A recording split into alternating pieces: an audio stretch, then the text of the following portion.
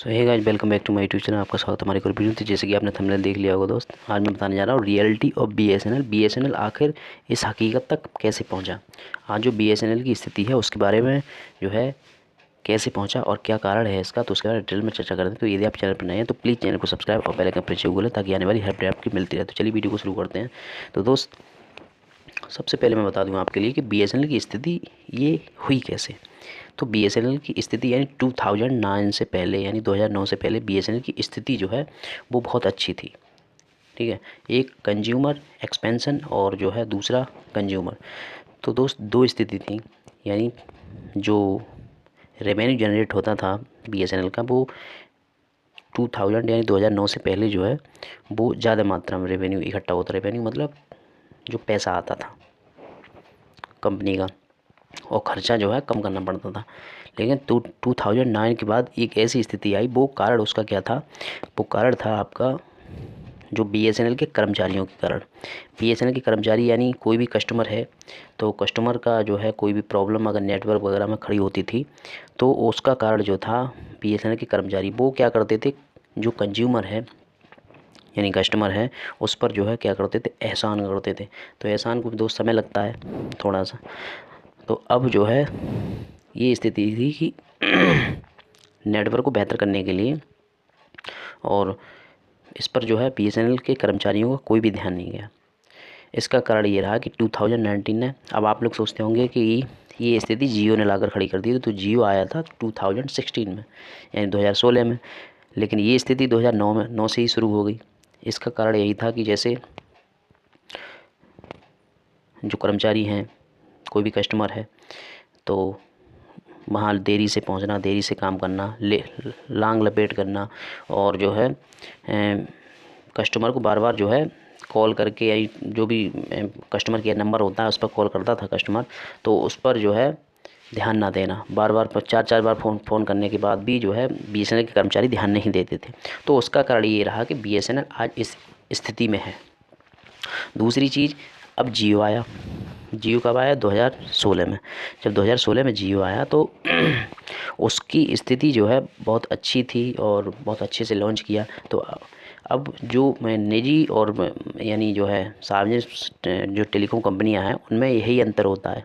आज आप देखते होंगे कि प्राइवेट सेक्टर में काम जो है वर्कफोर्स जो है अच्छा होता है, कस्टमर की जो है आवाज़ को सुनता। आज जो है फैसला ऑन द स्पॉट की स्थिति आ चुकी है। लोगों को बिल्कुल भी सब्र नहीं है, क्योंकि काम जल्दी से जल्दी करके दो, ये कारण है। और आप लोग देखते होंगे आजकल कस्टमर जो है पैसे भी ज़्यादा पे करने को जो है वो तैयार हो जाता है कि उसका काम जो है जल्दी हो।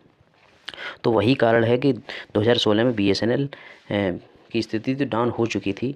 और आपने देखा होगा जैसे 2G स्पेक्ट्रम आया था। तो स्पेक्ट्रम का मतलब होता है कि जो स्पेक्ट्रम, जो गवर्नमेंट जो है स्पेक्ट्रम तैयार करती है, ठीक है, उसी स्पेक्ट्रम उसी नेटवर्क के रास्ते जो है जितनी भी नई टेलीकॉम कंपनियां हैं या सार्वजनिक टेलीकॉम कंपनी, जितनी भी टेलीकॉम कंपनियां हैं वो जो है उसी रास्ते पर चलेंगी। तो ये कारण था उसका सबसे बड़ा। तो अब स्पेक्ट्रम आपने देखा होगा 2G स्पेक्ट्रम घोटाला, ठीक है, क्योंकि मंत्री से लेके कर्मचारियों से लेके अधिकारियों से लेके सब इन्वॉल्व थे इस चीज़ में, इसलिए बीएसएनएल का बंटाधार हुआ था। ठीक है, टावर कहीं मतलब कोई टेक्निकल प्रॉब्लम आ गई कोई जो है, या इलेक्ट्रिकल प्रॉब्लम आ गई कोई, तो जो है टावर पड़ा है तो पड़ा है, कर्मचारी कोई देखने वाला नहीं है, मतलब कस्टमर पर एहसान करते थे। ठीक है, तो ये कारण रहा बीएसएनएल के बंटाधार होने का। 2016 में जियो आ गई। जियो ने अपना जो है इतिहास रच दिया। अब बीएसएनएल इसलिए चर्चा में है क्योंकि अब इन नई टेलीकॉम कंपनियों ने जो है अपने प्राइस बढ़ा दिए हैं। अब नई टेलीकॉम कंपनियों ने प्राइस बढ़ा दिए, इसके कारण बीएसएनएल चर्चा में है। अब चर्चा में है तो जैसे कि मैंने पहले वाली वीडियो में बताया था कि बीएसएनएल की रियलिटी क्या है, आखिर अब भी कर्मचारी ऐसा कार्य कर रहे हैं या नहीं कर रहे हैं, ये हमें देखना पड़ेगा।